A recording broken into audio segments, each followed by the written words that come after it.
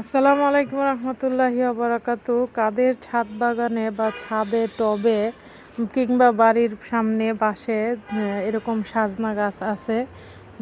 জানাবেন সবাই, যাদের যাদের আছে। আমার দেখেন, এই যে ছাদে আমি একটা, এই যে ছোট্ট ড্রামটাতে ছোট্ট একটি ডালা এনে লাগিয়েছিলাম।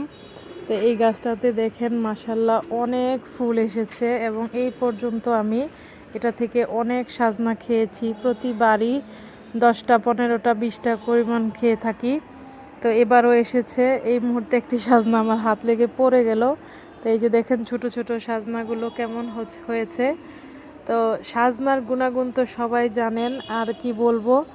তো আমার গাছে, এই গাছটাতে মাশাল্লাহ অনেক ফুল এসেছে এবং সাজনা ধরেছে, ধরবে ইনশাল্লাহ।